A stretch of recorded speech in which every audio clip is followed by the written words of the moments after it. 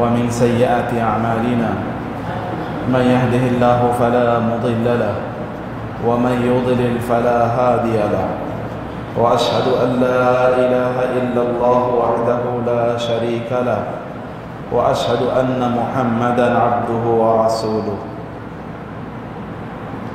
يا أيها الذين آمنوا اتقوا الله حق تقاته ولا تموتن إلا وأنتم مسلمون يا أيها الناس اتقوا ربكم الذي خلقكم من نفس واحدة وخلق منها زوجها وبث منهما رجالا كثيرا ونساء واتقوا الله الذي تساءلون به والأرحام إن الله كان عليكم رقيبا يا أيها الذين آمنوا اتقوا الله وقولوا قولا سديدا يصلح لكم أعمالكم ويغفر لكم ذنوبكم ومن يطع الله ورسوله فقد فاز فوزا عظيما أما بعد فإن أصدق الحديث كتاب الله وخير الهدي هدي محمد صلى الله عليه وسلم وشر الأمور محدثاتها وكل محدثة بدعة وكل بدعة ضلالة وكل ضلالة في النار أما بعد فأعوذ بالله من الشيطان الرجيم بسم الله الرحمن الرحيم قل للذين كفروا ستغلبون وتحشرون إلى جهنم وبئس المهاد قد كان لكم آية في فئتين التقتا فئة تقاتل في سبيل الله وأخرى كافرة يرونهم مثليهم رأي العين والله يؤيد بنصره من يشاء إن في ذلك لعبرة لأولي الأبصار زين للناس حب الشهوات من النساء والبنين والقناطير المقنطرة من الذهب والفضة والخيل المسومة والأنعام والحرث ذلك متاع الحياة الدنيا والله عنده حسن المآب মহান আল্লাহ সুবহানাহু ওয়া তাআলা শুকর আদায় করছি তিনি আমাদেরকে জুমার সালাত আদায়ের জন্য মসজিদে সমবেত হওয়ার তৌফিক দান করেছেন বলি আলহামদুলিল্লাহ। রাসূলুল্লাহ সাল্লাল্লাহু আলাইহি ওয়াসাল্লামের উপর দরুদ এবং সালাম বর্ষিত হোক। আল্লাহুম্মা সাল্লি ওয়া সাল্লিম ওয়া বারিক আলা নাবিয়িকা মুহাম্মদ আল্লাহুম্মা সাল্লি আলাইহি আল্লাহুম্মা বারিক আলাইহি। কোরআন কারীমের চারটি গুরুত্বপূর্ণ সূরা আপনাদেরকে পড়ার জন্য অনুরোধ করব, কমপক্ষে অনুবাদগুলো করব। এর মধ্যে প্রথম সূরাটি হলো সূরাতুল বাকারা। বিশেষ করে সূরাতুল বাকারা এর 40তম আয়াত থেকে শুরু করে 114, 15, 16 এতটুকু আয়াত পর্যন্ত আপনারা পড়বেন। 2 নম্বর হচ্ছে সূরাতু আলে ইমরান। এই পুরো সূরাটি পড়া দরকার, অনুবাদ কমপক্ষে। এবং 3 নম্বর সূরাতুল আহজাব। এই সূরা আহজাবটি পড়বেন। আমাদের যদি মুসলিম উম্মাহ যদি তাদের ইতিহাস জানতে হয়, যদি মুসলিম উম্মার আত্মপরিচয় কি এটি যদি তাদেরকে জানতে হয়, তাহলে তাদেরকে এই সূরাটি সম্পর্কে ভালো করে জানা দরকার। সূরাটি হলো সূরাতু আল আহজাব। কি বললাম বলেন তো? সূরাতুল আহজাব সম্মিলিত বাহিনীর সূরা। এই সূরাটির নাম হলো সম্মিলিত বাহিনী, মানে একটি বিশাল বাহিনী মুসলিমদের বিরুদ্ধে যুদ্ধ করে, সেই বাহিনীটি। এই সূরাটি 21তম পারা রয়েছে, সূরা নাম্বার হলো 33। আর আরেকটি সূরা সর্বশেষ যে সূরাটির ব্যাপারে আপনাদেরকে অনুরোধ করব সূরাটি পড়ার জন্য, সেই সূরাটি হলো সূরাতুল হাশর। সূরাতুল হাশরেও আল্লাহ সুবহানাহু ওয়া তাআলা উম্মার অত্যন্ত গুরুত্বপূর্ণ বিষয় আলোচনা করেছেন। এবং সূরাতুল হাশরটি কোরআনের 59তম সূরা এবং এটি রয়েছে 28তম পারা। আচ্ছা, সূরাতুল বাকারা, সূরাতু আলে ইমরান, সূরাতুল আহজাব এবং সূরাতুল হাশর কেন এগুলো পড়তে বলছি? যদি বৈশ্বিক প্রেক্ষাপট বুঝতে হয়, বিশেষ করে ইহুদিদের সাথে মুসলমানদের রিলেশনটা কি, এর যদি আপনাদেরকে বুঝতে হয়, জানতে হয় নিরপেক্ষভাবে, তাহলে এগুলো আপনাদের জানা দরকার। আপনাদের নিশ্চয়ই মনে থাকবে খায়বারের যুদ্ধে রাসূলুল্লাহ সাল্লাল্লাহু আলাইহি ওয়াসাল্লাম, এটি ইহুদিদের বিরুদ্ধে যুদ্ধ। রাসূলুল্লাহ সাল্লাল্লাহু আলাইহি ওয়াসাল্লাম যুদ্ধ শেষ, তিনি কানা লা ইয়াকবালু সাদাকা ওয়া ইয়াকবালুল হাদিয়া। রাসূলুল্লাহ সাল্লাল্লাহু আলাইহি ওয়াসাল্লাম সাদাকা নিতেন, চ্যারিটি, সাদাকা এটি তার এবং তার পরিবারের বনু হাশিম এর জন্য এটি তিনি জায়েজ করেন নাই, না এটি জায়েজ নেই, তারা নিতে পারেন, কিন্তু হাদিয়া নিতেন। এর মধ্যে একজন ইসরায়েলি নারী রাসূলুল্লাহ সাল্লাল্লাহু আলাইহি ওয়াসাল্লামকে একটি বকরির রান্না করে তাকে হাদিয়া পাঠিয়েছেন। যেহেতু তিনি হাদিয়া গ্রহণ করতেন, তিনি কি নিলেন এবং তিনি সাহাবায়ে কেরামকে বলে তোমরা খাও। তিনিও খাওয়া শুরু করলেন, সাহাবায়েরাও খালেন। হঠাৎ করে তিনি বলেন ইরফাউ আইদিকুম, তোমাদের হাত উঠাও, এই খাবার খেও না। ফাইন্নাহা আখবারাতনি আন্নাহা শাতুন মাসমুমা, কারণ আমাকে এই বকরি, এই যে রান্না করা বকরিটাই আমাকে বলেছে, জানিয়েছে যে এর মধ্যে বিষ দেওয়া হয়েছে। তিনি তো আল্লাহর নবী, এই জন্য রান্না করা মাংসই তাকে জানিয়ে দিয়েছে কি এর মধ্যে বিষ আছে।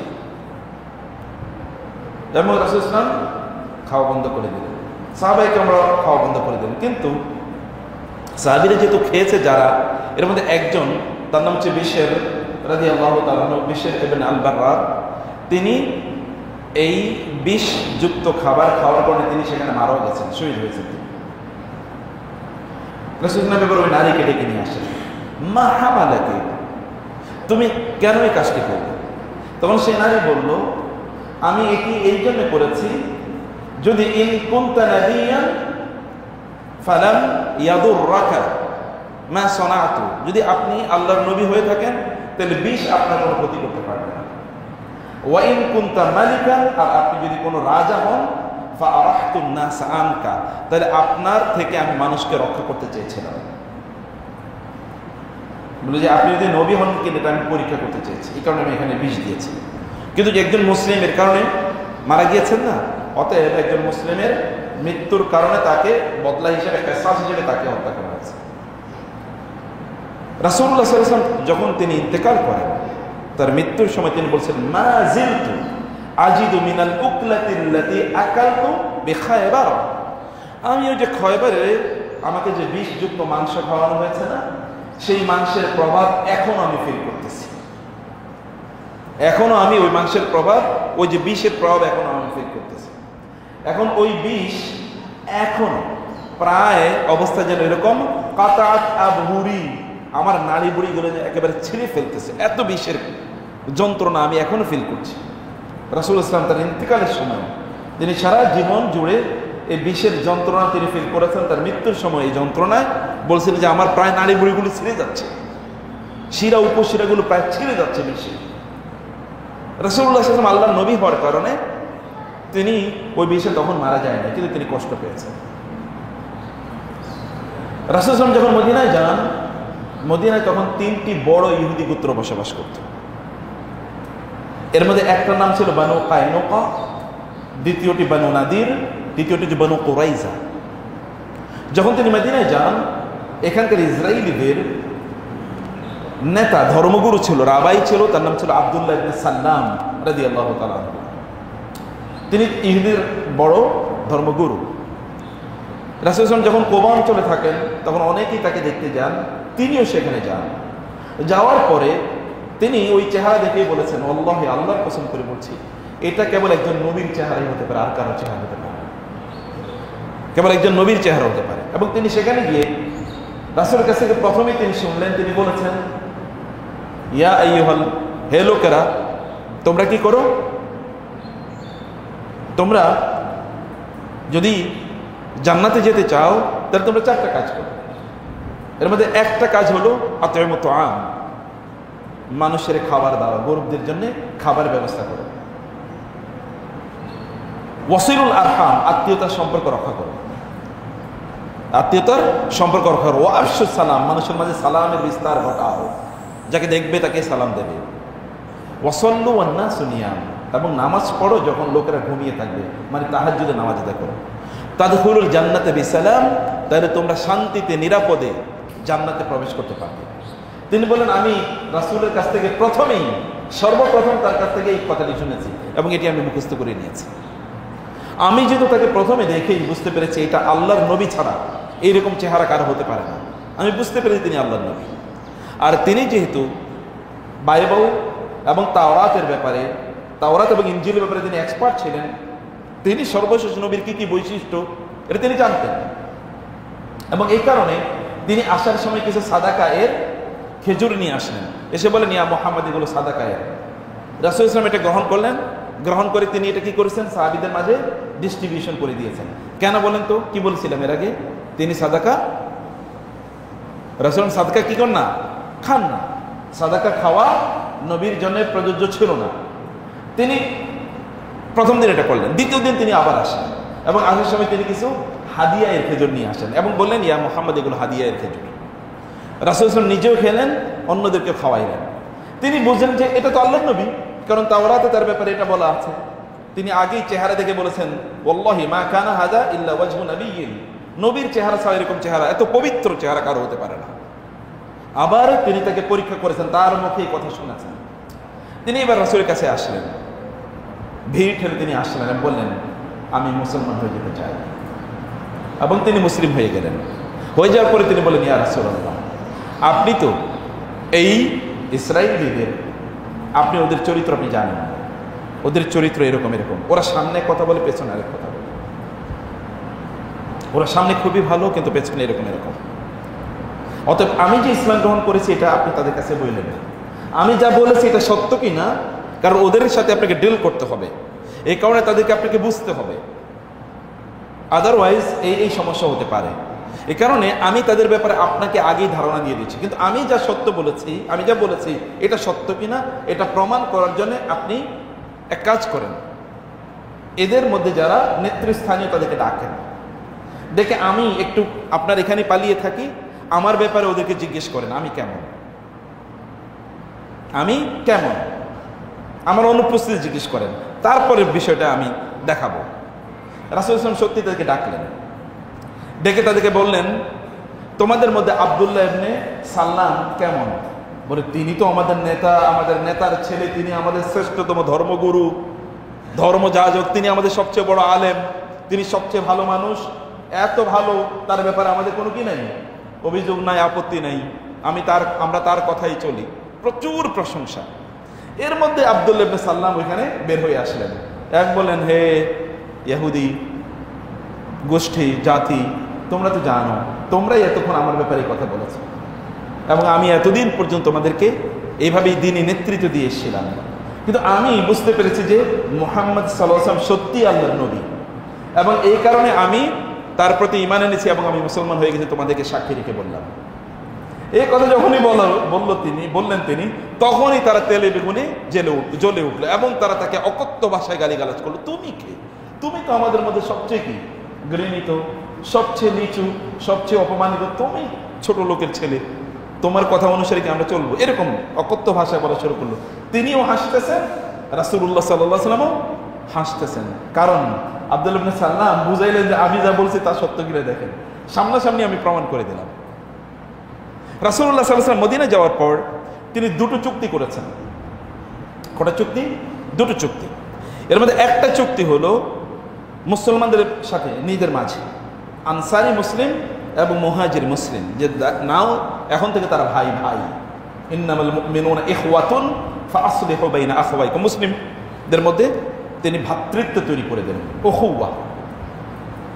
এখন এই ভ্রাতৃত্বের কারণে মুসলমানরা, মদিনার মুসলমানরা যাদেরকে বলা হতো আনসার, তারা তাদের সম্পত্তিগুলো, তাদের বাড়িঘরগুলো মুসলমান যারা মক্কা থেকে হিজরত করেছে তাদের মাঝে ভাগাভাগি করে দিন, অর্ধেক, যে আমার এই একটা ঘর আছে, ঘরে এই অর্ধেকে আপনি থাকবেন, এই অর্ধেকে আমি থাকবো, এটা আমার জমিন, ফসলের জমিন, এটার অর্ধেক আপনার, আমার অর্ধেক, অথবা ধরেন এটা আমার ফসলের জমিন, এটা এখন থেকে আপনি চাষ করেন, চাষ করার পর এখানে যা ফসল হবে অর্ধেক আপনার অর্ধেক আমার। ভাই ভাই যা করে ঠিক এক্স্যাক্টলি তাই করেছে। এমনকি কেউ কেউ এমন মনে করেছেন যে মদিনায় তো আর নারী নাই বিয়ে করার মতো, আমার যেহেতু দুজন স্ত্রী আছে, আমি একজনকে তালাক দিয়ে দিলাম যেন তাকে আপনি বিয়ে করতে পারেন। এমন ঘটনাও ঘটেছে, অসাধারণ, মানব ইতিহাসে এরকম কোনো ঘটনা নাই। আমরা তো ভাইয়ে ভাইয়ে যুদ্ধ করি, সম্পদ নিয়ে, আর সেখানে ভাই ভাই না, আরেক দেশে, কিন্তু ইসলামের কারণে তাদের সম্পত্তিগুলো তারা ভাগ করে ফেলছেন, যে এতটুকু আপনার, এতটুকু আমার। এটা একটা চুক্তি। এর মধ্যে দ্বিতীয় যে চুক্তি, যেহেতু মদিনাতে বড় তিনটা ইসরায়েলি বা ইয়াহুদি বড় তিনটা গোত্র ছিল, আরো ছোট ছোট গোত্র ছিল, এরকম এদের সবার সাথে রাসূল সাল্লাল্লাহু আলাইহি ওয়াসাল্লাম আরেকটা চুক্তি করেছেন। এই চুক্তির মূল বক্তব্য হলো, এখানে প্রায় 53টা ধারা আছে চুক্তির। কাদের সাথে? মুসলমানদের সাথে, রাসূলের সাথে এবং ইহুদিদের সাথে। এই চুক্তিগুলোর বক্তব্য হলো, এখন থেকে আমাদের প্রত্যেকের পরিচয় হলো আমরা মদিনাবাসী। আমাদের প্রত্যেকের দায়িত্ব হবে মদিনাকে রক্ষা করা, মদিনার স্বার্থ রক্ষা করা। বাহিরের কোনো শত্রু যদি মদিনায় আক্রমণ করে, আমরা সমন্বিতভাবে তাদেরকে প্রতিহত করব। আমাদের কারো সাথে এখন থেকে কুরাইশদের কোনো সম্পর্ক থাকতে পারবে না, কোনো রিলেশন থাকতে পারবে না। এবং মদিনার অভ্যন্তরে কোনো ধরনের রক্তপাত এটা নিষিদ্ধ। আর মদিনার কোনো স্বার্থ যদি কেউ নষ্ট করে, তাইলে তাকে এইরকম তাকে এক্সিকিউশন প্রদান করা হবে। মদিনার স্বার্থ, তাহলে তার মৃত্যুদণ্ড, কারণ রাষ্ট্রদ্রোহিতা এটি। এবং এখন থেকে মুহাম্মদ রাসূলুল্লাহ তিনি হচ্ছেন মদিনার প্রেসিডেন্ট, তার কথা অনুসারে সব কিছু চলবে। এমনকি মদিনার অভ্যন্তরে কেউ যদি কারো উপর জুলুম করে, তাহলে আমরা প্রত্যেকে গিয়ে ওকে শাস্তি দেব। মাজলুমের পক্ষে আমরা দাঁড়াবো, জালিমের বিপক্ষে আমরা দাঁড়াবো। এই হচ্ছে চুক্তির বক্তব্যগুলো। মদিনার ভেতরে কোনো ধরনের মারামারি, চক্রান্ত, ষড়যন্ত্র কারো বিরুদ্ধে কেউ করতে পারবে না। আমরা সবাই এখন সমন্বিতভাবে, সম্মিলিতভাবে মদিনার স্বার্থ, মদিনার সিকিউরিটি, নিরাপত্তা ইত্যাদি রক্ষা করে আমরা চলবো। এগুলো চুক্তির ধারা। চুক্তি কিন্তু বাইবেল অনুসারে, তাওরাত অনুসারে আপনি যদি চুক্তি লঙ্ঘন করেন তাহলে মৃত্যুদণ্ড হবে। এটা কিসের কথা? তাওরাতের কথা। চুক্তি লঙ্ঘন করলে মৃত্যুদণ্ড। এমনকি কেউ যদি কাকে হত্যা করে, তাহলে তার বিনিময়ে তাকে হত্যা করতে হবে, কেসাস যেটাকে বলা হয়। আবার রাষ্ট্রপ্রধানের যদি কেউ অমান্য করে, তাহলে এটা রাষ্ট্রদ্রোহিতা। আর রাষ্ট্রের স্বার্থের বিরোধী কেউ কাজ করলে এটা রাষ্ট্রদ্রোহিতা। এগুলো সব কিছুর জন্য শাস্তি মৃত্যুদণ্ড। الذين يحاربون الله ورسوله ويسعون في الأرض فسادا أن يقتلوا أو يصلبوا أو تقطع أيديهم وأرجلهم من خلاف أو ينفوا من الأرض। আল্লাহ তাআলা বলেছেন, এটি হচ্ছে তাওরাত এবং ইনজিলের বক্তব্য। অতএব এটা হলো কি, যারা জমিনে কোনো ফাসাদ তৈরি করবে, সন্ত্রাস তৈরি করবে, এখানকার শান্তি শৃঙ্খলা বিঘ্নিত করবে, এখানে রাষ্ট্রদ্রোহিতার মতো কোনো কাজ করবে, রাষ্ট্রপ্রধানকে হত্যার মতো কোনো ধরনের চক্রান্ত ষড়যন্ত্র করবে, তাহলে তাদের জন্য 4টা শাস্তি। এখন হচ্ছে আইয়ুকাত্তালু, তাদেরকে হত্যা করা হবে। রাষ্ট্রদ্রোহিতার সারা পৃথিবী জুড়ে একই কি, রাষ্ট্রদ্রোহিতার একই শাস্তি। আও ইউসাল্লালু, অথবা তাদেরকে শুলে চড়িয়ে তাদেরকে ফাঁসি দেওয়া হবে। আও তুকাত্তা আইদিহিম ওয়া আরজুলুহুম মিন খিলাফ, অথবা ডান এবং বাম বিপরীত দিক থেকে তাদের হাত এবং পা গুলো কেটে ফেলতে হবে। অথবা তাদেরকে ইউনফাউ মিনাল আরদ, অথবা তাদেরকে নির্বাসনে পাঠিয়ে দেওয়া হবে। এটা কিন্তু তাওরাতের বিধান। অথবা এই বিধান অনুসারে তারা মেনে নিয়েছে, কারণ তাদের ধর্মগ্রন্থ অনুসারেই তো এটা কথা। কিন্তু এরপর আপনি জানেন, রাসূল সাল্লাল্লাহু আলাইহি ওয়াসাল্লাম যখন মদিনায় থাকা শুরু করলেন, কুরাইশরা তো তাকে হত্যা করার জন্য চেষ্টা করেছে। রাসূল সাল্লাল্লাহু আলাইহি ওয়াসাল্লাম হিজরত করে মদিনায় চলে আসলেন। তাদের মূল লক্ষ্য এবং উদ্দেশ্য, তাদের টার্গেট যেহেতু হাতছাড়া হয়ে গিয়েছিল, কুরাইশরা তৎকালীন কাফের এবং মুশরিকরা ওরা পাগল প্রায় হয়ে গিয়েছে। আবার মদিনার পাশে দিয়ে তাদেরকে সিরিয়া যেতে হতো ব্যবসা করার জন্য। এই ব্যবসা করতে যাওয়ার কারণে তাদেরকে, যেহেতু মক্কার মুসলমানরা মদিনা হিজরত করে চলে এসেছে, আবার মদিনার পাশে দিয়ে ওদেরকে ব্যবসা করতে যেতে হবে। আবার মক্কায় একদল মুসলমান এখনো রয়ে গেছে, যাদের উপর কাফের এবং মুশরিকরা জুলুম এবং অত্যাচার করছে। ইত্তকার কারণে মক্কার মুশরিকদের মধ্যে একটা ভয়, ভীতি তৈরি হয়েছে, আমরা তো এখন থেকে মদিনার পাশে দিয়ে ব্যবসা করতে যেতে পারবো না, গেলেই তো আমাদেরকে মুসলমানরা ধরবে। আবার মুসলমানরাও মক্কা থেকে মদিনায় হিজরত করে আসার মতো একটা সেফ এনভায়রনমেন্ট পেয়ে গেছে। এতদিন তারা পায়নি, তার বরং ওই আবিসিনিয়াতে বহু দূরে লোহিত সাগর পার হয়ে ওই পারে তাদেরকে কি যেতে হতো। এটা একটা বড় কষ্টের কাজ। তো এখন তারা তো একটা সেফ জায়গা পেয়ে গেছে, সেখানে রাসূলও আছেন। আর আবিসিনিয়াতে তো রাসূল ছিলেন না, হাবশায়। অতএব ইত্তকার কারণে কাফেররা চিন্তা করলো রাসূলের বিরুদ্ধে একটা যুদ্ধ করতেই হবে, তাকে হত্যা করা, যারা তাদেরকে আশ্রয় দিয়েছে তাদেরকে কি করা, শাস্তি দেয়া, এবং মুসলমানদেরকে জমিন থেকে একেবারে নিশ্চিহ্ন করে দেয়া।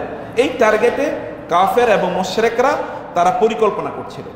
রাসূলুল্লাহ সাল্লাল্লাহু আলাইহি ওয়াসাল্লাম ওরা যেহেতু মদিনার পাশে দিয়ে ব্যবসা করতে যেত, ওই রাস্তাটা যেন তাদের জন্য নির্বিঘ্ন না থাকে, বরং তারা যেন চ্যালেঞ্জের মুখে পড়ে এবং এর উপর ভিত্তি করে মক্কার মুসলমানদের উপর যেন তারা অত্যাচার না করে, বরং রাসূলের সাথে একটা চুক্তি তারা করতে বাধ্য হয় যে রাসূলও তাদেরকে এই দিক দিয়ে ব্যবসা করতে যেতে দেবেন, আবার মুসলমানদের উপরে এরা কোনো জুলুম অত্যাচার করবে না। এই কারণে ওই ব্যবসায়ী কিছু দল ওই দিক দিয়ে যখনই যেত তখনই মুসলমানরা ওদেরকে বাধা দেওয়ার চেষ্টা করত। যেমন আব্দুল্লাহ ইবনে জাহাশ রাদিয়াল্লাহু তাআলা আনহু একটা বাহিনীকে ওই দিক দিয়ে যাওয়ার সময় বাধা দিয়েছিল। মক্কার কাফের মুশরিকরা এই পরিস্থিতি ফিল করে তারা ভাবলো ব্যবসা তো আর এখন আগের মতো করে নির্বিঘ্নে যাওয়া যাবে না, অতএব তারা একটা বড় ব্যবসায়িক দল তারা পাঠালো আবু সুফিয়ানের নেতৃত্বে, বিশাল একটা বাহিনী ব্যবসা করার জন্য সিরিয়াতে। এবং ওই ব্যবসার দুটো উদ্দেশ্য ছিল, 6 মাস কমপক্ষে যেন তারা খেতে পারে এরকম আয় ইনকাম করা ওই ব্যবসার মাধ্যমে। মক্কার সকল পরিবার থেকে টাকা তুলেছে তারা, ইনভেস্টমেন্ট, যেন মক্কার সকল পরিবার যেন ভালো থাকে, টাকা পয়সা যেন কোনো সংকট তাদের না থাকে। আমার 2 নম্বর হচ্ছে কিছু অস্ত্র শস্ত্র সিরিয়া থেকে কিনে নিয়ে আসা, যেন মুসলমানদের বিরুদ্ধে যুদ্ধে তারা এগুলো কাজে লাগাতে পারে।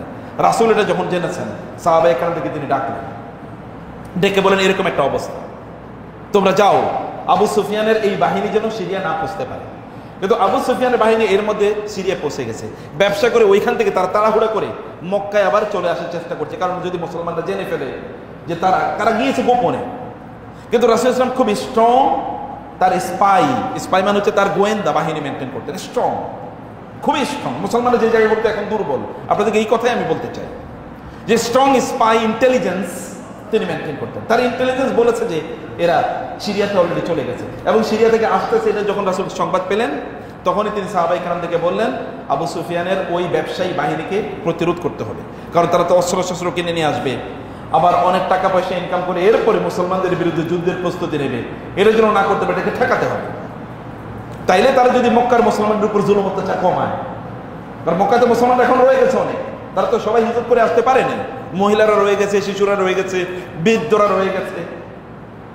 এই অবস্থায় তিনি যখন বের হলেন 313 জন প্লাস মাইনাস এরকম নিয়ে তিনি বের হলেন মদিনা থেকে। তার উদ্দেশ্য কিন্তু যুদ্ধ না, ওই আবু সুফিয়ানের ওই যে ব্যবসায়িক বাহিনী, ওই বাহিনীটাকে 50 জনের মতো বা এরকম একটা বাহিনী আছে, তাদেরকে প্রতিরোধ করা। আবু সুফিয়ানেরও তাদেরও খুবই স্ট্রং, খুবই শক্তিশালী কি তাদের গোয়েন্দা বাহিনী ছিল।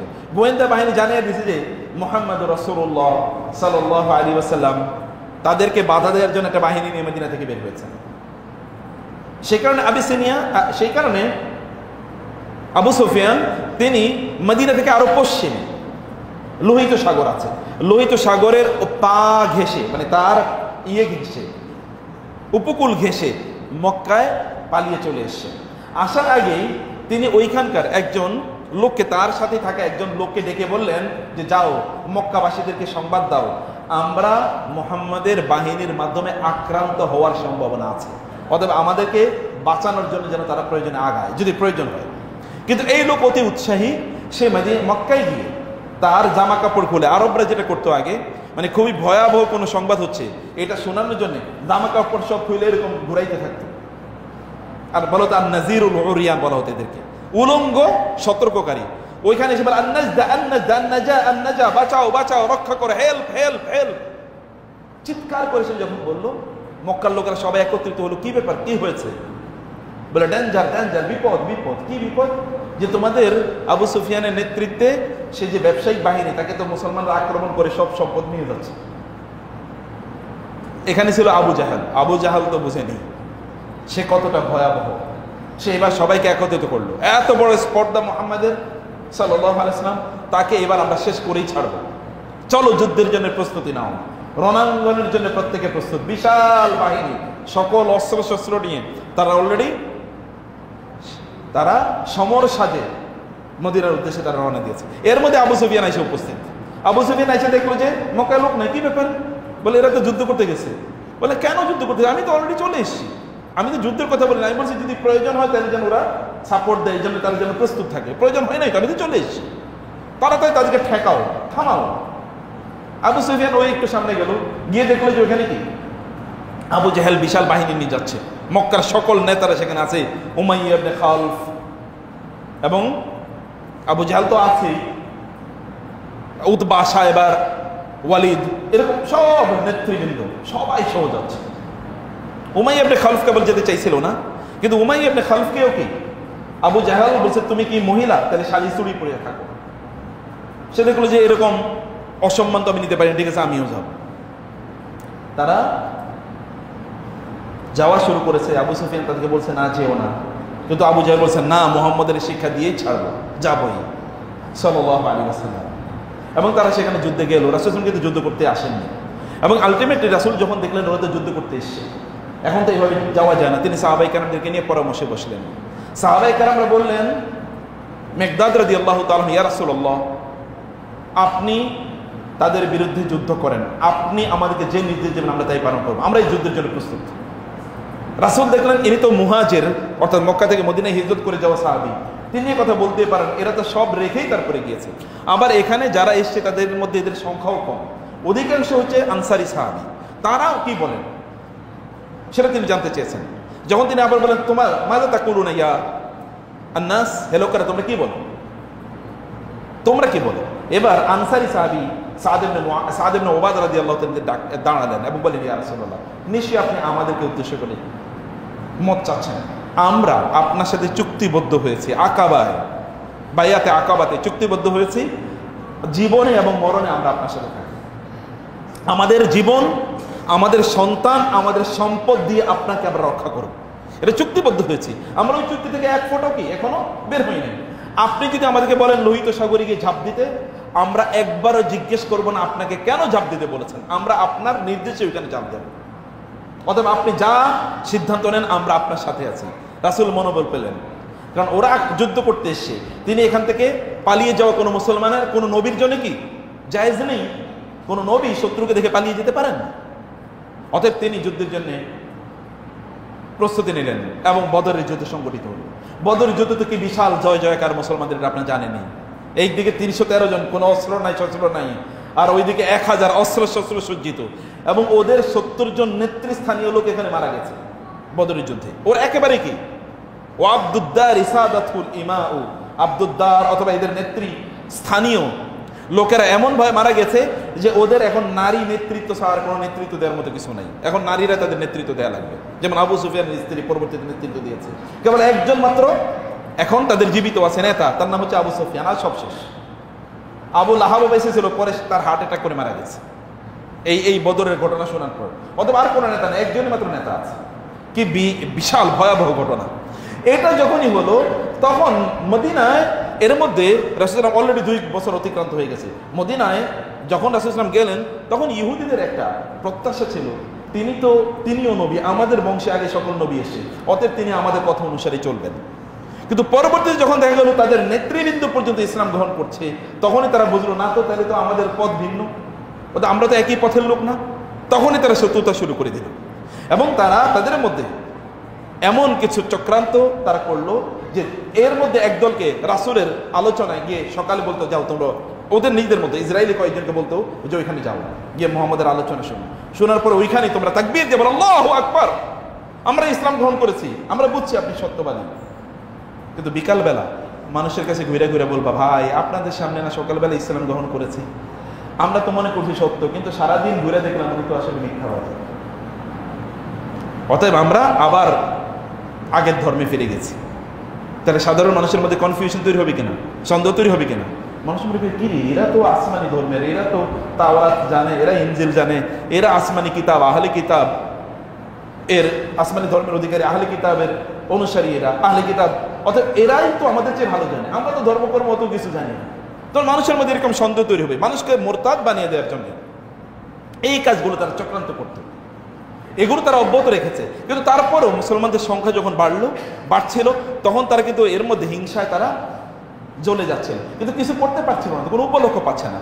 যখনই মক্কাবাসীদের বিরুদ্ধে বদরের যুদ্ধ সংঘটিত হলো, বদরের যুদ্ধে এরা পরাজিত হলো, তখনই তারা বুঝলো যে না, আর তো মুসলমানদেরকে ঠেকিয়ে রাখা যাবে না, এবার তো ইসলাম চারিদিকে জয় জয়কার, এখন তো সব দলে দলে এখন মুসলমান হয়ে যাবে, এবং চারিদিকে এখন কেবল জয়ধ্বনি, মদিনার অলিতে গলিতে পথে প্রান্তরে আল্লাহু আকবার, তাকবীর ধ্বনি, তাকবীর ধ্বনি। এখন চিন্তা করেন যে একমাত্র শক্তি, তৎকালীন একমাত্র পরাশক্তিকে পরাজিত করেছে, এবং তাদের এখন নেতৃত্ব দেওয়ার মতো কোনো লোক নাই। আনন্দ ভাব এরকম একটা অবস্থায় মুসলমান আউস এবং খাজরাজ, মদিনার দুটো গোত্র ছিল, আউস এবং খাজরাজ, মদিনার অন্য ইহুদিদের বাইরে। এই দুটো গোত্রের প্রায় অধিকাংশ লোক মুসলমান হয়ে গেছে, কিন্তু এর আগে ছিল শত্রু, এবং এরা আসলে শত্রু ছিল না, এদের মধ্যে শত্রুতা তৈরি করেছে আবার ইসরায়েলিরা। এরা কিন্তু শত্রু ছিল না, এদের মধ্যে শত্রুতা তৈরি করছে এরা। ক্লিক বাজায়, গ্রামের মোড়লরা যেটা করে, যে বন্ধু বন্ধুর সাথে বা ভাই ভাইয়ের সাথে মারামারি লাগিয়ে দেয়, এরা এরকম মারামারি লাগিয়ে দিয়েছে। কিন্তু ইসলাম আসার পর এরা আবার কি ইউনাইটেড হয়ে গেছে, এরা আবার ব্যক্তিত্বের বন্ধনে একত্রিত হয়ে গেছে। এরা এক জায়গায় বসে গল্প করছিল, এই দুই গোত্রের লোক, এরা মুসলমান। এর মধ্যে ওই যে জায়গায় দিয়েছিল শাস বিন এক ইহুদি নেতা, সেদিক দিয়ে যাচ্ছিল, যার পরে সে তার মাথায় বয়োবৃদ্ধ, তার মাথায় বুদ্ধি খেললো, এরা এত ভালো অবস্থায় আছে, এরা এত ফুরফুর অবস্থায় আছে, খুশি মেজাজ আছে, না এভাবে তো থাকতে দেওয়া যায় না, তাহলে করতে হবে কি? সে গিয়ে তাদের মধ্যে একটু বিচক্ষণ একটা ইয়াং যুবককে পাঠালো, বুদ্ধিমান একটা যুবককে পাঠালো, যাও ওইখানে গিয়ে আউস এবং খাজরাজের মাঝে এর আগে যে মারামারি ছিল, এর মারামারির কিছু কথা ওইখানে গিয়ে উল্লেখ করো। এই তোমরা একসাথে গল্প, তোমার বাবার ও মারছিল, এই তোমার ভাইয়েরা ও মারছিল, এগুলো কিছু কথাবার্তা তুলে দাও, তাহলে ওদের অতীতের কথা মনে পড়ে যাবে, ওরা তখন মারামারি করবে। এবং সত্যি এসে এরকম কিছু কথাবার্তা বলার পর মানুষ, শয়তান তো আছে, এরা মুসলমানরা দুইটা সম্প্রদায়ের মুসলিম এখানে বসে যখন গল্প করছিল, ও এসে যখন এই কথা বলেছে, তখন এদের মাঝে লাগে গেছে মারামারি। হ্যাঁ সত্যি তো, তুমি তো আমার বাবারে মারছো, হ্যাঁ তোমার চাচাই তো আমার দাদারে মারছে, এগুলি না এদের মাঝে, মুসলমানদের মাঝে নিজেদের মাঝে মারামারি লেগে গেছে। রাসূল যখন এই কথা শুনলেন, তিনি দৌড়ে গেলেন সাহাবায়ে কেরামদেরকে নিয়ে হাররা নামক জায়গায়, যেখানে ঘটনা ঘটেছে, এবং গিয়ে বলেন, তোমরা কি জাহিলিয়াতে আবার ফিরে যাচ্ছ? আল্লাহ অনুগ্রহ করে তোমাদেরকে জাহিলিয়াত থেকে ফিরিয়ে নিয়ে আসলেন, তোমাদেরকে রক্ষা করলে তোমরা আবার জাহিলিয়াতে ফিরে যাচ্ছ। এই কথা বলে তিনি তাদেরকে যখন নাসিহা করলেন, আমি তোমাদের নবী, আমি তোমাদের মাঝে আছি, তোমরা আবার মারামারির দিকে ফিরে যাচ্ছ, তো তারা তাদের ভুল বুঝতে পারলেন, এবং তারা বুঝলেন এটা শয়তানের পক্ষ থেকে এই কনফ্লিক্ট তৈরি হয়েছে। তারা আস্তাগফিরুল্লাহ পড়লেন, কাঁদলেন ব্যাপকভাবে, তারা তওবা করলেন, ইস্তেগফার করলেন। রাসূল সাল্লাল্লাহু আলাইহি ওয়াসাল্লাম তাদেরকে নিয়ে চলে আসেন, কিন্তু ওরা কিন্তু চক্রান্তের মধ্যে আছে, ষড়যন্ত্রের মধ্যে আছে, ওরা প্ল্যানের মধ্যে, বিভিন্ন প্ল্যানে আছে, কিভাবে আরো রিস্ক তৈরি করা যায়, এগুলোর মধ্যে তারা বিভিন্নভাবে এমন মেকানিজম নিয়ে আছে। রাসূল সাল্লাল্লাহু আলাইহি ওয়াসাল্লাম এটা বুঝতে পারেন, কারণ তাদের সাথে চুক্তি আছে যে তারা প্রেসিডেন্টকে মানবে, রাষ্ট্রপ্রধান যিনি তাকে মানবে। মদিনার অভ্যন্তরে তারা কি কোনো গ্যাঞ্জাম, মারামারি, ঝগড়া বিবাদ তারা তৈরি করবে না, শত্রুদের পক্ষে তারা দাঁড়াবে না, তারা মদিনার সিকিউরিটিকে রক্ষা করবে বা এটার নিরাপত্তাকে রক্ষা করবে। এগুলো সবই তারা ভায়োলেট করছে, এগুলো সবই তারা ভায়োলেট করছে। এর মধ্যে আরেকটা ঘটনা ঘটে গেছে, তাদের মধ্যে একটা গ্রুপ, তার নাম হচ্ছে বনু কায়নুকা। কি বনু কায়নুকা? আমি জানি এগুলো আপনাদের হয়তো মনে থাকতে কষ্ট হবে, কিন্তু ইতিহাসটা আপনাদের জানা কথা। বনু কায়নুকা একটা গোত্র। বনু কায়নুকা ছিল তারা কামার, তারা অস্ত্র বানাইতো। তারা কি বানাতো? অস্ত্র বানাতো। এবং তাদের ছিল একটা বড় ব্যবসা বাজার, বড় একটা ব্যবসা বাজার ছিল তাদের। এই বাজারে মুসলমানরা যেত বাজার করার জন্য, অথবা তাদের ধরেন দা, খন্তি, কুড়াল ইত্যাদি কেনার জন্য তারা ওইখানে যেত। আবার এখানে স্বর্ণকারও ছিল, এরা স্বর্ণ টর্ণ বানাতো ওই বাজারে, ওইখানে স্বর্ণ কেনার জন্য যেত। কিন্তু এই বাজারটা নিয়ন্ত্রণ করতে হলো ইহুদিরা। একজন মুসলিম নারী ওইখানে গেলেন, যাওয়ার পর মুসলিম নারী ওদের কাছ থেকে অথবা স্বর্ণ কিনবেন বা এরকম কোনো কিছু কিনবেন। এর মধ্যেই মুসলিম নারী যেহেতু নেকাব পরে তিনি গিয়েছেন, ওরা বারবার তাকে বলছিল, আপনার নেকাব খোলেন, হেজাব খোলেন, নেকাব খোলেন, আমরা আপনাকে দেখি, আপনি কে? তিনি বলছেন, না আমি মুসলিমা, আমি এটা করতে পারি না। এর মধ্যে এক দুষ্ট, সে তার যে নেকাব, যেটা নেকাবের যে পেছনের অংশ, এইটাকে চেয়ারের তিনি যে বসেছিলেন ওইটার একটা পায়ের সাথে বেঁধে দিয়েছে। তিনি যখন উঠে চলে আসছিলেন, তখন ওটা টান থেকে তার পুরো জামা এখান থেকে পুরো কাপড়টা মুখ থেকে সরে গেছে, মাথা থেকে সরে গেছে। তখন তো তিনি তো তার তো ইজ্জত আব্রুর ব্যাপারে এটা, তখন তিনি চিৎকার করে উঠলেন। এটা শুনলেন একজন মুসলিম যুবক, তিনি ছিলেন পাশে। তিনি যখন দেখলেন মুসলিম নারীকে এ বেইজ্জতি করেছে, তখন সে তাকে আক্রমণ করেছে, ধ্বস্তাধ্বস্তি, ও মারা যায়। তখন তারা এখানকার এই বাজারে যত লোকেরা ছিল ওদের, তারা সবাই এই মুসলিম যুবককে তারা হত্যা করে। রাসূলের কাছে এই সংবাদ যখন যায়, তখন তিনি এখানে আসেন, তাদেরকে নাসিহা করেন, তোমরা কিন্তু তোমাদের চুক্তি লঙ্ঘন করছো, তোমরা ইন্টারনাল আভ্যন্তরীণ ক্রন্দল তৈরি করছো, তোমরা এখানকার শান্তির শৃঙ্খলা লঙ্ঘন করছো, তোমরা তোমাদের চুক্তির যে ধারা এগুলো অনুসারে চলছো না, তোমরা এই কাজ করছো, এগুলো সবই চুক্তি বিরোধী। এবং চুক্তি বিরোধী কাজ করলে কিন্তু তোমাদেরকে তোমাদের বিধান অনুসারে তোমাদেরকে এই শাস্তির মুখোমুখি হতে হবে। তিনি তাদেরকে কথা যখন বললেন, তখন তারা বরং বলে উঠল, মুহাম্মদ তুমি বুঝি কুরাইশদের সাথে যুদ্ধ করে খুব বাড় বেড়ে গেছো না, শব্দ চয়ন দেখুন। কুরাইশদের চুনুপুটিদের সাথে যুদ্ধ করে তোমার বাড় বেড়ে গেছে, তুমি মনে করছো অনেক বড় কিছু হয়ে গেছো। ওরা তো মূর্খ, ওরা তো যুদ্ধ কিছু জানে না। আমাদের সাথে যুদ্ধ করলে বুঝাইতাম যুদ্ধ কারে বলে, তাহলে তোমারে দেখাই দিতাম যুদ্ধ কাকে বলে। একটা রাষ্ট্রপ্রধানের সাথে এভাবে এই ল্যাঙ্গুয়েজে কথা বলা যায় না। আবার তারা এমনি চুক্তি ভায়োলেট করেছে। রাসূলুল্লাহ সাল্লাল্লাহু আলাইহি ওয়াসাল্লাম দেখলেন না, এদের সাথে তো কোনো কথা বলা যায় না, এটা তো হতে পারে না। তিনি এখান থেকে চলে আসলেন, তিনি মসজিদে নবীতে আসলেন, সাহাবায়ে কেরামের সাথে পরামর্শ করলেন।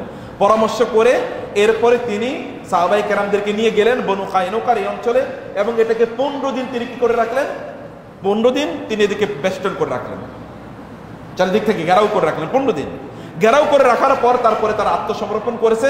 রাসূলুল্লাহ সাল্লাল্লাহু আলাইহি ওয়াসাল্লাম তাদেরকে বলেছেন, তোমাদের জন্য শাস্তি হলো, তাওরাতের বিধান অনুসারে শাস্তি হলো তাদেরকে হত্যা করা। কিন্তু রাসূল বললেন, তোমাদেরকে আমরা মাফ করে দিলাম, যাও তোমরা এখান থেকে বের হয়ে যাও, তোমাদের মতো করে তোমরা অন্য কোথাও গিয়ে থাকো। মদিনায় থাকলেই তোমরা জ্ঞান যা মারামারি তৈরি করবা, অতএব মারামারি করার দরকার নাই, তোমরা যেখানে পারো অন্য কোথাও তোমরা চলে যাও। তোমরা কি করো, তোমরা অন্য কোথাও চলে যাও। এই কথা বলেই রাসূলুল্লাহ সাল্লাল্লাহু আলাইহি ওয়াসাল্লাম তাদেরকে অন্য জায়গায় চলে যাওয়ার জন্য তাদেরকে রাসূল সাল্লাল্লাহু আলাইহি ওয়াসাল্লাম নির্দেশ প্রদান করলেন। তারা অন্য জায়গায় চলে গেলেন, এখান থেকে মদিনা থেকে তারা বের হয়ে গেল। এরপরে আপনারা জানেন, যেহেতু বদরে কাফের এবং মুশরিকরা তারা ভয়াবহভাবে তারা বিপর্যস্ত হয়েছে, তারা এখানে পরাজিত হয়েছে। তাদের প্রতিশোধ নেয়ার জন্য তাদের মধ্যে বিশাল সিদ্ধান্ত তাদের মধ্যে কাজ করছিল। তারা খুবই মানে এজিটেটেড অবস্থায় ছিল, রাগান্বিত, ক্রোধান্বিত, যে তাদের বড় বড় নেতৃবৃন্দ সব মারা পড়ছে, অর্থাৎ তাদেরকে আরেকটা যুদ্ধ করতে হবে। এটা ডিসাইসিভ ব্যাটল, যে যুদ্ধে তারা রাসূলুল্লাহ সাল্লাল্লাহু আলাইহি ওয়াসাল্লামকে এবং মুসলমানদেরকে একেবারে খতম করে দেবে, এটা ছিল তাদের সিদ্ধান্ত। এই উপর ভিত্তি করে তার পরবর্তীতে উহুদের যুদ্ধ হয়। কিসের যুদ্ধ হয়? পরবর্তী উহুদের যুদ্ধ। এবং উহুদের যুদ্ধে আপনারা জানেন, মুসলমানদের এখানে একটা বড় বিপর্যয় হয়েছে। কি হয়েছে? একটা বড় বিপর্যয় হয়েছে। রাসূলুল্লাহ সাল্লাল্লাহু আলাইহি ওয়াসাল্লাম সেখানে 70 জন সাহাবী শাহাদাত বরণ করেন। এর মধ্যে রাসূলের আপন চাচা হামজা ইবনে আব্দুল মুত্তালিব রাদিয়াল্লাহু তাআলা আনহু তিনি শাহাদাত বরণ করেন। সেখানে শাহাদাত বরণ করেন মুসাব ইবনে উমাইর, ইসলাম যুগের প্রথম অ্যাম্বাসেডর। সেখানে শাহাদাত বরণ করেন আনাস ইবনে নদর রাদিয়াল্লাহু তাআলা আনহু, শাহাদাত বরণ করেন হামজা রাদিয়াল্লাহু তাআলা আনহু। সেখানে এরকম সিনিয়র বহু সাহাবায়ে কেরাম শাহাদাত বরণ করেন। এবং ভয়াবহ একটা বিপর্যয়, রাসূলের দান মোবারক, তার দাঁত সেখানে, তার মাথা সেখানে ফেটে যায়, তার কপাল ফেটে যায়, রক্তে রঞ্জিত হয়ে যায়, তার দাঁত ভেঙে যায়, এবং তিনি সেখানে গর্তে পড়ে যান। এইদিকে রিউমার ছড়িয়ে পড়ে রাসূল সাল্লাল্লাহু আলাইহি ওয়াসাল্লাম তিনি মারা গিয়েছেন। শয়তান চারদিকে সংবাদ ছড়িয়ে দেয় তিনি মারা গিয়েছেন। এবং তিনি এখানে এত বিপর্যস্ত, মদিনায় এইদিকে কি মুসলমানরা প্রচন্ড দুঃখ ভারাক্রান্ত, আর ওইদিকে ওই যে ওরা কারা, মদিনায় কারা আছে, আর ইহুদিরা, তারা কিন্তু প্রচন্ড আনন্দিত। কেন? কারণ মুসলমানদের এবার বড় ধরনের একটা বিপদ হয়েছে। অলরেডি রাসূল মারা গেছেন, এটা শুনে তারা খুবই খুশি। এটাই তো তারা চাইছিল, কিন্তু তারা করতে পারেনি, চুক্তিবদ্ধ। মারা গেছেন এ কথা, কিন্তু আসলে রাসূল মারা যান নাই, ইন্তেকাল করেন নাই। আল্লাহ তাআলা তার রাসূলকে রক্ষা করেছেন। তিনি যখন মদিনায় ফিরে যান, মদিনায় ফিরে যাওয়ার পর চারিদিকে ওদের মধ্যে খুবই খুশি, আনন্দ। আর এইদিকে মুসলমানের খুবই মন খারাপ।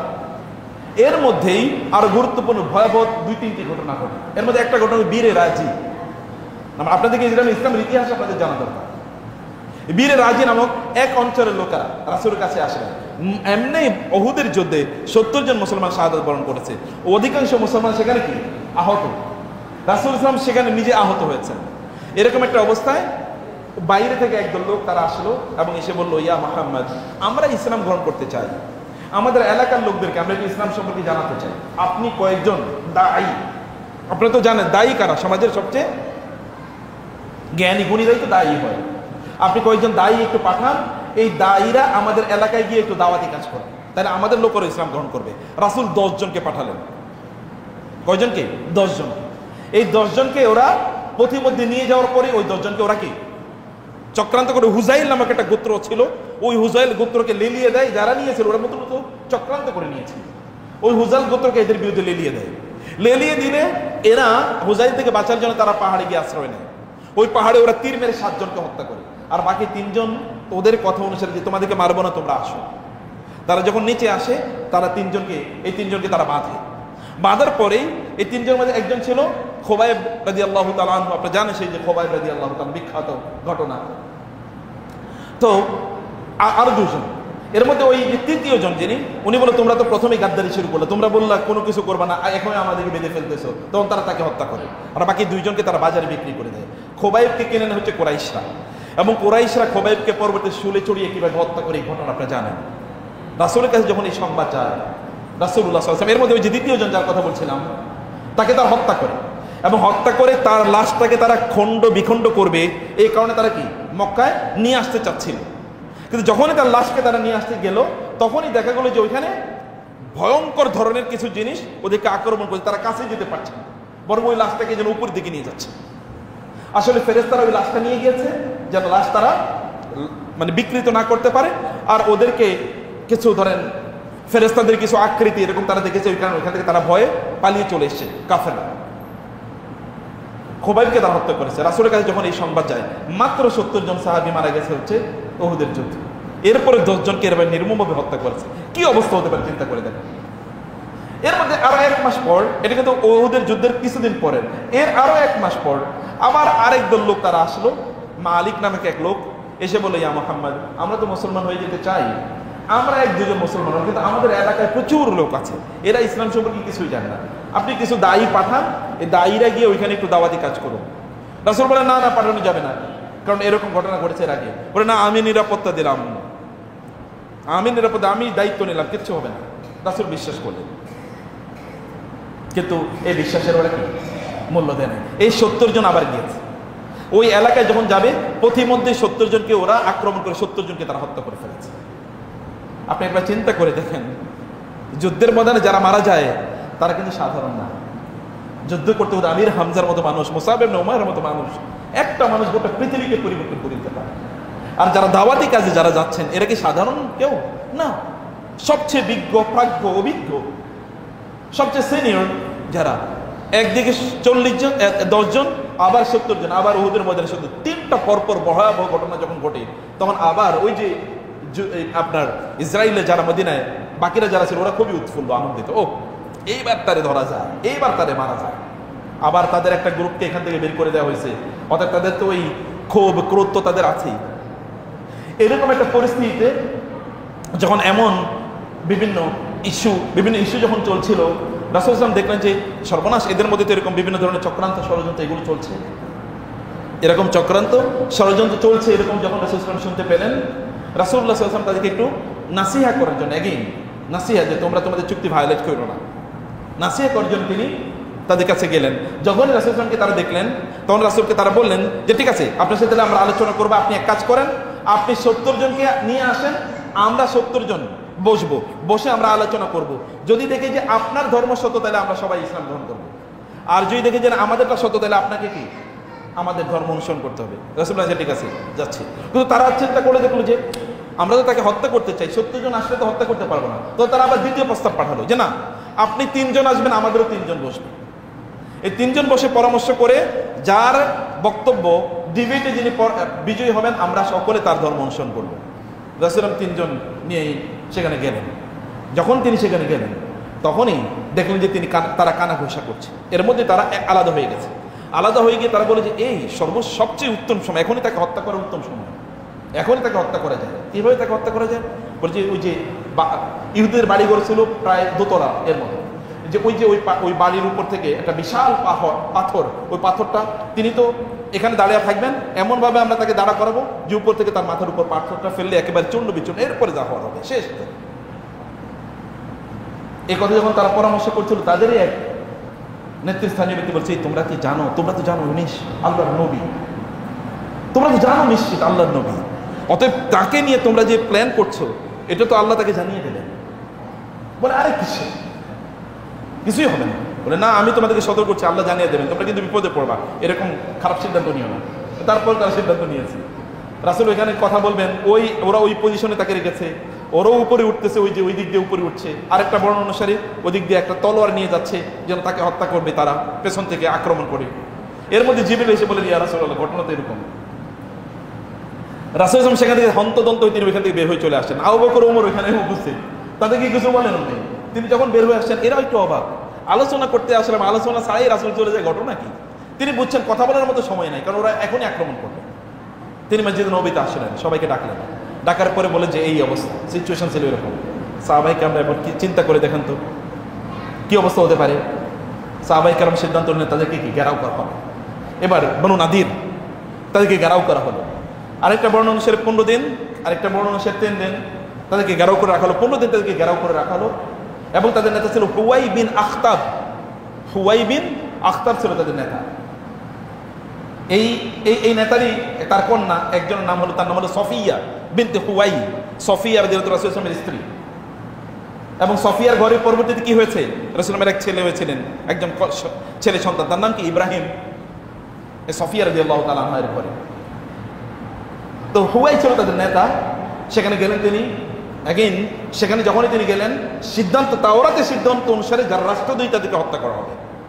কিন্তু সেখানে ওই যে আব্দুল্লাহ ইবনে উবাই, মুনাফিকদের সর্দার, সে সেখানে গিয়ে বললো যে না ইয়া মুহাম্মদ, ওদেরকে রক্ষা করেন, ওদেরকে আপনি কিছু করতে পারবেন, ওরা আমার বন্ধু, ওরা আমাকে সাহায্য করেছে, হেল্প করেছে, আমার জীবন বড়, ওরা আমার সাথে বন্ধুত্ব রক্ষা করেছে, আপনি কিছু করতে পারবেন না।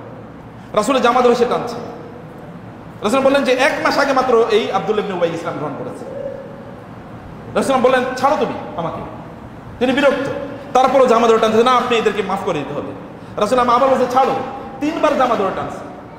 তারপর রাসূল বলছে ছাড়ো তো, তোমাকে ছাড়ো তো, তোমার ধ্বংস, তুমি ছাড়ো আমাকে। তারপরে যখন সে ছাড়ে নেয়, রাসূল বলছে যাও, ওরা মাফ করে দিলাম, কিন্তু ওরা এখানে থাকতে পারবে, ওরা এখান থেকে বের হয়ে যেতে হবে।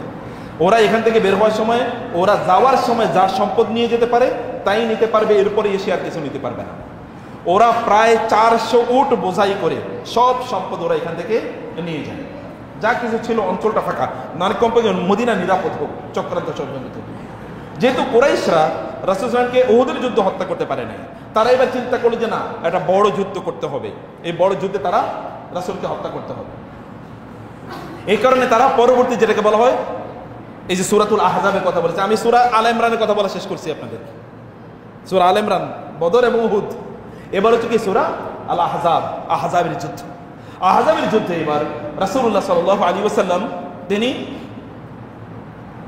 তাকে হত্যা করার জন্য এইদিকে মক্কার মুশরিকরা, ওইদিকে চারপাশের যে সকল বড় বড় বেদুইন গোত্র আছে, এই সকল বেদুইন গোত্র, আর এইদিকে মদিনায় যারা আরেকটা গোত্র এখনো বাকি আছে, বনু নাদির, বনু কায়নুকা আর বনু কুরাইজা বাকি আছে এখন।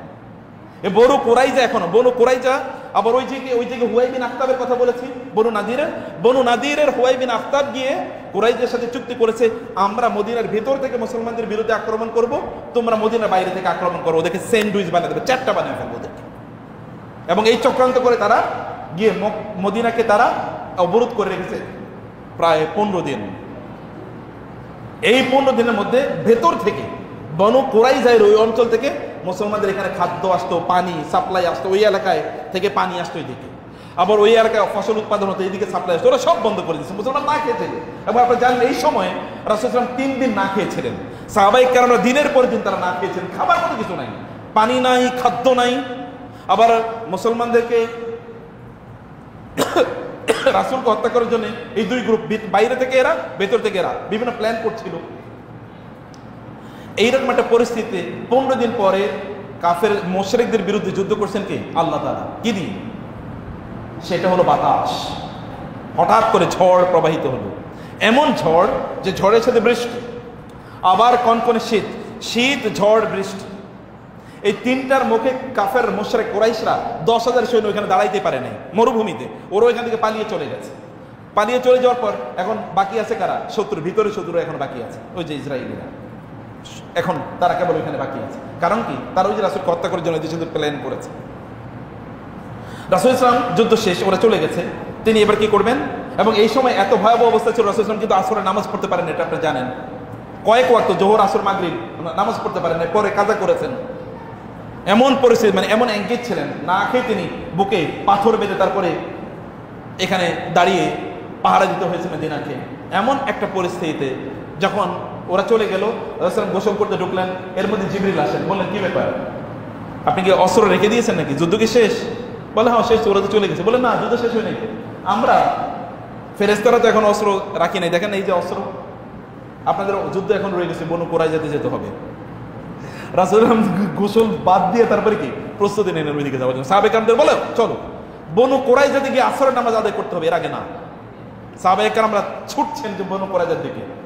বনু কুরাইজা অনেক দূরে, এতটুকু গিয়ে আসরের নামাজ আদায় করলে মধ্যখানে কি সূর্য ডুবে যাবে, আসর পড়া যাবে না। সাহাবায়ে কেরামদের মধ্যে ইখতিলাফ হলো।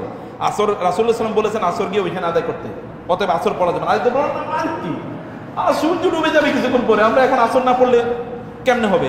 রাসূল বলেছেন যেন আমরা দ্রুত পৌঁছি, এর অর্থ হলো যে ওইখানে গিয়ে যেন আমরা আসর আদায় করি। এই কারণে একদল এখানে আসর আদায় করলো, আর একদল না পড়ে ওইখানে গিয়ে কাজা আদায় করলো আসর। রাসূল সাল্লাল্লাহু পরে শোনার পরে উভয়কেই অনুমোদন দিলেন, তোমাদের উভয় ঠিক ছিল, কোনো সমস্যা নেই, এখানে এসে পড়লেও হতো, রাস্তায় পড়লেও হতো, কোনো সমস্যা ছিল। কারণ এই সিচুয়েশন রাসূলের আদেশ মানে হচ্ছে ফরজ।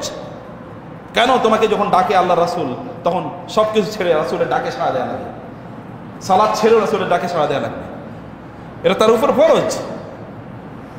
রাসূলুল্লাহ সাল্লাল্লাহু আলাইহি ওয়াসাল্লাম সেখানে গেলেন এবং ওদেরকে আবার 15 দিন তিনি বন্দী করে রাখলেন, মানে ঘেরাও করে রাখলেন। ওরা পরবর্তীতে বাধ্য হয়ে, আমি লং স্টোরি শর্ট ছোট করে বলছি লাস্ট, যে রাসূল সেখানে তাদেরকে কি করলেন, তারা আত্মসমর্পণ করলো। আত্মসমর্পণ করার পর এবার তাদের ব্যাপারে সিদ্ধান্ত কি হবে?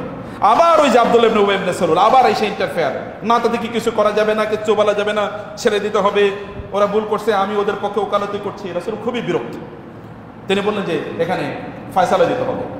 তো এরা ইহুদিদের তাদের বন্ধু ছিল হচ্ছে আবু লুবাবা রাদিয়াল্লাহু তাআলা, তিনি মুসলমান।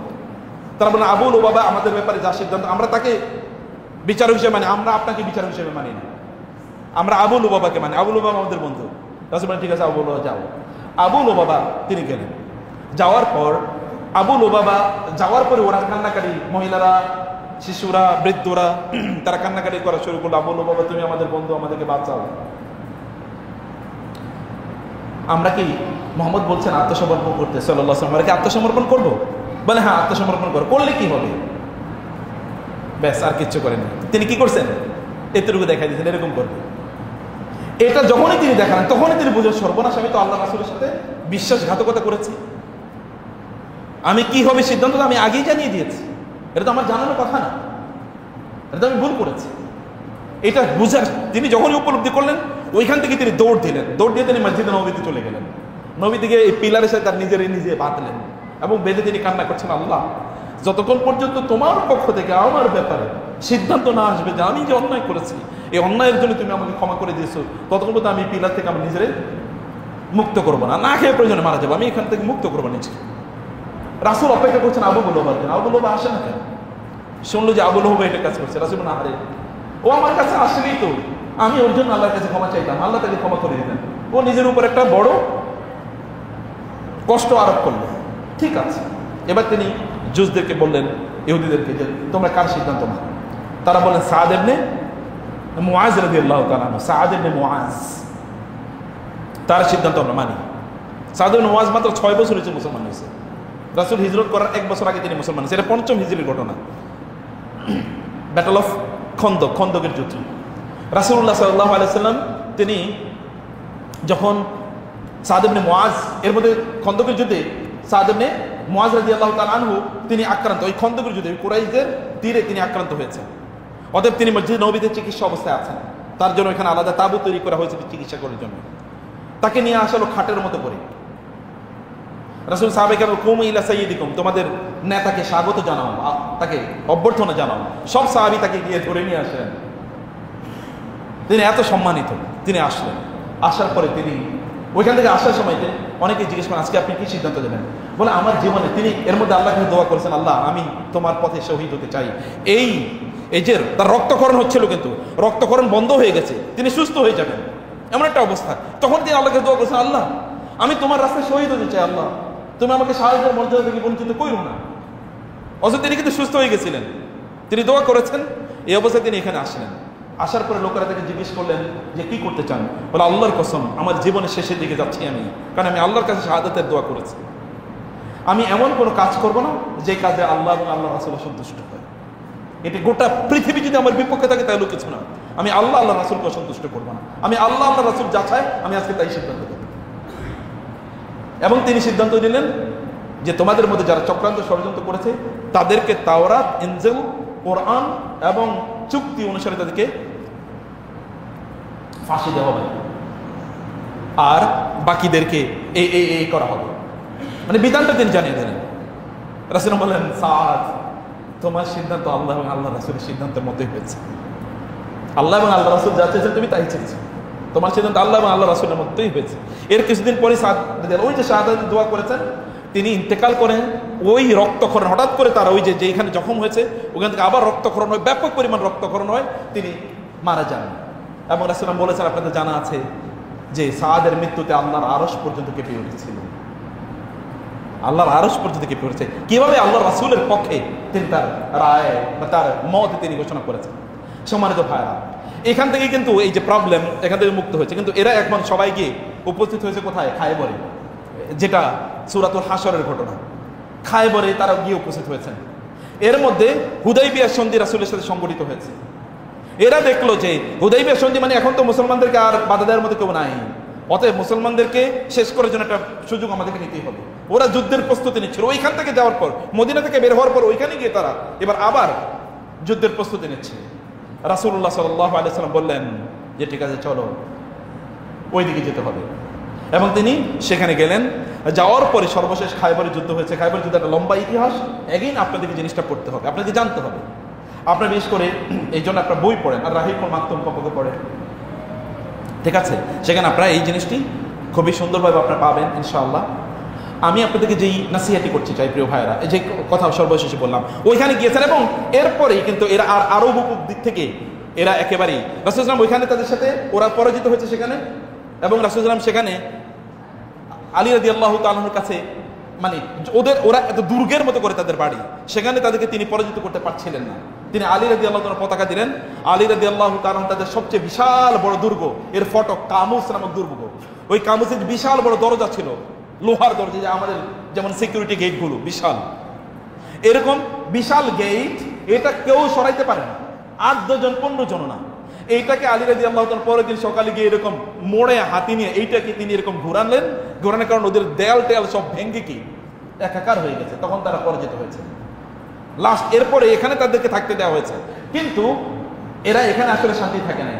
ওমর রাদিয়াল্লাহু তাআলার যুগে এরা আবার ইসলামের মুসলমানদের বিরুদ্ধে চক্রান্ত ষড়যন্ত্র করলে ওমর রাদিয়াল্লাহু তাআলা তাদেরকে জাজিরাতুল আরব থেকে বের করে দেয়, আরব অঞ্চল থেকে। এরপরে গিয়ে তারা আফ্রিকায় বিভিন্ন জায়গায় তারা বসবাস করা শুরু করে দেয়। এই একটা ইতিহাস যুগ যুগ ধরে। মুসা আলাইহিস সালাম যখন তাদেরকে ফেরাউনের কবল থেকে মুক্ত করে নিয়ে আসলেন, ঠিক লোহিত সাগরে এপারে আসার পরে তারা মুসার সাথে কি আলাইহিস সালাম বিভিন্ন ধরনের অন্যায় আচরণ করা শুরু করে দিয়েছে। আমাদের জন্য একটা মূর্তি বানিয়ে দেন, আমরা খাবার খাবো কোত্থেকে, আমরা নিজেরা পাক করে খেতে পারবো না, আসমান থেকে খাবার পাঠাতে বলেন, মান্না সালোয়া কয়েকদিন খাবার পারবে না, আমরা খাবার ভালো লাগে না, আমরা নিজেরা উৎপাদন করে খেতে চাই। তারা নিজেরা একজনকে হত্যা করে, এবং হত্যা করার পরে তাদেরকে বলা হলো যে কে হত্যা করেছে এটা শনাক্ত করার জন্য একটা গরু জবাই করো। গরুর কি মাংস তোমরা ওই ব্যক্তির উপরে যখন ছুঁড়ে মারবে তখন ব্যক্তি বলবে যে কে তাকে হত্যা করেছে। তারা গরু জবাই করতে চায় না। গরুর রং কে, বয়স কত, এটা দিয়ে হাল চাষ করা হয়েছে কিনা, এটা দেখতে কেমন, ইত্যকার হাজার প্রশ্ন। তাদের পানি দরকার, আমরা পানি এমনি আনতে পারবো না, কুয়া থেকে পানি পারতে পারবো না, তুমি আমাদের জন্য পানির ব্যবস্থা করো। তিনি পাথরে আঘাত করলে 12টা ঝর্ণা তৈরি হয়ে যায়। তারা একটা মুসা আলাইহিস সালাম গেলেন করার জন্য, আল্লাহর কাছ থেকে তাওরাত আনার জন্য। তাওরাত যখন তিনি আনতে গিয়েছেন, প্রতিমধ্যে 70 জনকে নিয়ে গিয়েছেন।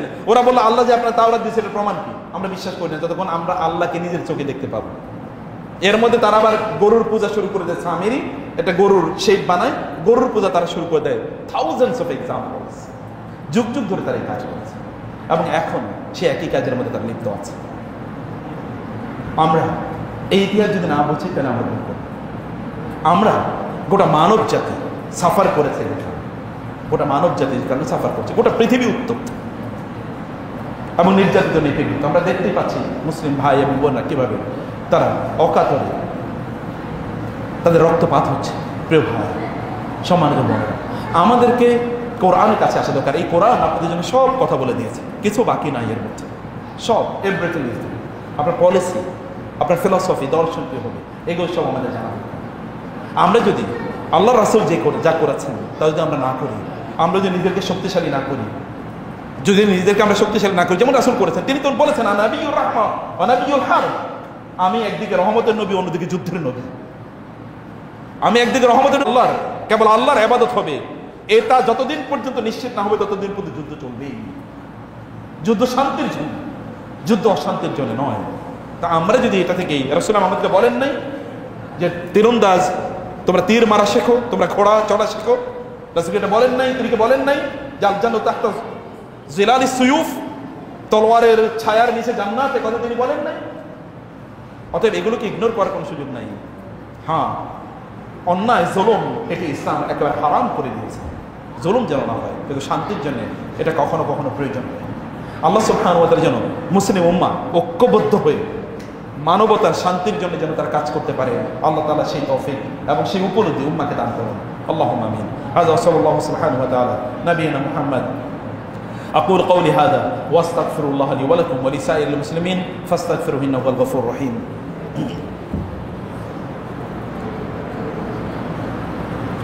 إن الحمد لله نحمده ونستعينه ونستغفره ونعوذ بالله من شرور أنفسنا ومن سيئات أعمالنا، من يهده الله فلا مضل له ومن يضلل فلا هادي له، وأشهد أن لا إله إلا الله وحده لا شريك له، وأشهد أن محمدا عبده ورسوله. أما بعد، فيا أيها الإخوة، إني أوصيكم ونفسي بتقوى الله، فإن الله سبحانه وتعالى قال: يا أيها الذين آمنوا اتقوا الله حق تقاته ولا تموتن إلا وأنتم مسلمون. وصلوا وسلموا على نبيكم كما أمركم به سبحانه وتعالى في كلامه المجيد وفرقان الحميد. فقال سبحانه وتعالى: إن الله وملائكته يصلون على النبي يا أيها الذين آمنوا صلوا عليه وسلموا تسليما. اللهم صل على محمد وعلى آل محمد كما صليت على إبراهيم وعلى آل إبراهيم إنك حميد مجيد. اللهم بارك على محمد وعلى آل محمد كما باركت على إبراهيم وعلى آل إبراهيم إنك حميد مجيد. الله في أصحابي كما قال النبي صلى الله عليه وسلم: علينا أن نعظم أصحاب النبي صلى الله عليه وسلم ونحترمهم ونقتدي بسنتهم وفي منهجهم كما قال النبي صلى الله عليه وسلم: عليكم بسنتي وسنة الخلفاء الراشدين المهديين عضوا عليها بالنواجذ. وقال النبي صلى الله عليه وسلم: الله في أصحابي لا تتخذهم غرضا من بعدي، فمن أحبهم فبحبي أحبهم ومن أبغضهم فببغض أبغضهم، وخير أمتي قرني ثم الذين يلونهم ثم الذين يلونهم، والسلطان ظل الله في الأرض، من أهان سلطان الله في الأرض أهانه الله. اللهم أعز الإسلام والمسلمين، اللهم أعز الإسلام والمسلمين، اللهم انصر الإسلام والمسلمين، اللهم انصر الإسلام والمسلمين، اللهم كن لهم، اللهم كن لهم، اللهم انصرهم أخزا، اللهم انصرهم نصرا مؤزرا، اللهم خذ عدوهم وعدوك أخذ عزيز مقتدر، عليك اللهم عليك باليهود والنصارى والمشركين وأعداء الإسلام والمسلمين يا رب العالمين. اللهم كن لهم، اللهم كن لهم، اللهم اغفر موتانا، اللهم اغفر موتانا وفك أسارانا يا رب العالمين. اللهم انصرنا، اللهم انصرنا كما نصرت عبادك الصالحين في معارك كثيرة يا رب العالمين. عباد الله رحمكم الله، إن الله يأمر بالعدل والإحسان وإيتاء ذي القربى وينهى عن الفحشاء والمنكر والبغي يعظكم لعلكم تذكرون. فاذكروني أذكركم واشكروا لي ولا تكفرون. দাঁড়িয়ে কাতারগুলো শেষ করে নিন।